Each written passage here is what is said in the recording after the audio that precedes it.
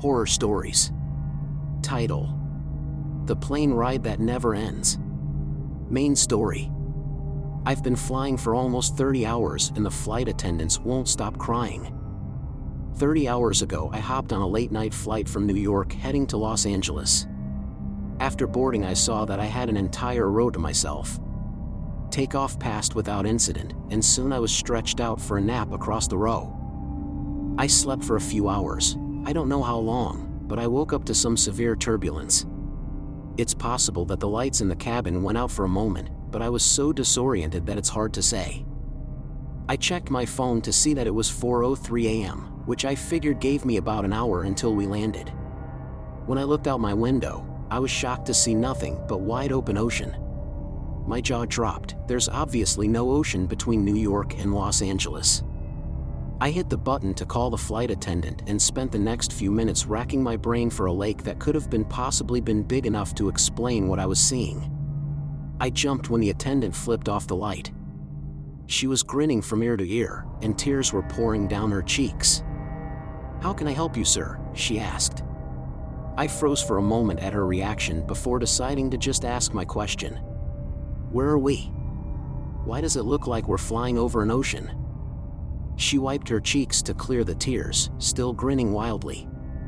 "Sir, we'll be landing in about an hour." Okay, thank you," I said. After she left, I checked the clock on my phone again. 4:03 a.m. blinked back at me. It hadn't changed. I had to have been waiting with my call light on for at least 5 minutes. How was it possible that it hadn't changed at all?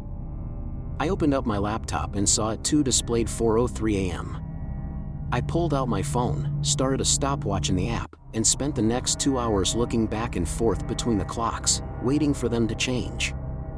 They never did. I tapped the shoulder of an older woman sitting in the row ahead of me. She looked back, an annoyed expression across her face. "Yes?" she asked. "Do you know how long until we land?" I asked. She narrowed her eyes. "That flight attendant said it would be about another hour."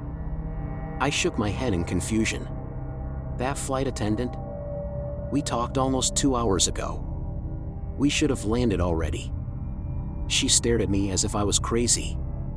I was going to continue trying to convince her, but I felt a hand on my shoulder. I spun to see a male flight attendant grinning down at me, tears pinging off his cheeks onto my shoulder. "Sir, I'm going to ask you to calm down, or I'll be calling the captain." I told him that wouldn't be necessary and sat back. He removed his hand and stepped away. The flight attendants continued to stop by every few hours offering meals. My stopwatch continued to tick up and is now telling me that I've been on this plane for more than 30 hours. I've explored all of coach and tried talking to some of the other passengers, but they've all told me that they're expecting to land in an hour or so. Around 3 hours ago, I tried getting into first class. I made it past the curtain but was escorted back by 2 grinning flight attendants. Their grip on my arms were like iron.